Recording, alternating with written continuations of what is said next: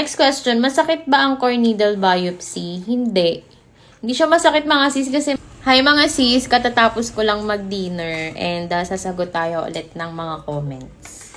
Random comments lang ulit to ER-PR positive ka sis, hindi ka nag-hormonal therapy.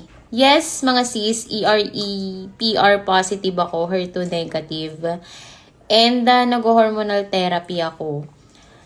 Ang daily maintenance ko is letrozole, tapos ang quarterly injection ko naman is leuprorelin. Anong request lab sa'yo sis every 6 months monitoring? CT scan mga sis, CT scan, CBC, X-ray. Sa May pa ako ulit magpapalab eh. So, kumbaga first lab ko pa yon as part of my monitoring.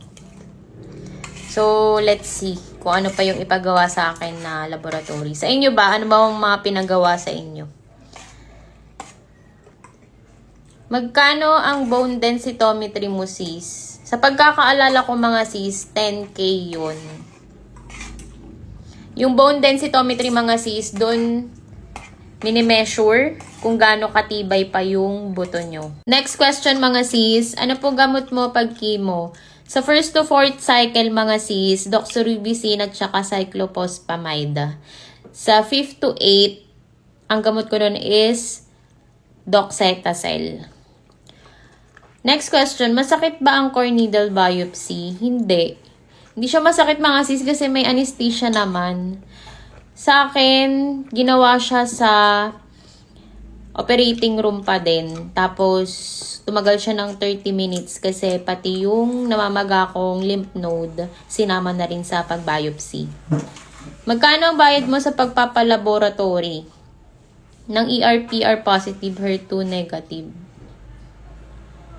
Paano pagpapalaboratory sis? Yung sa breast panel ba yun? Hindi ko na masyado matandaan mga sis kasi nung time na yun, health card ang gamit ko. Pero mga siguro more or less 10K.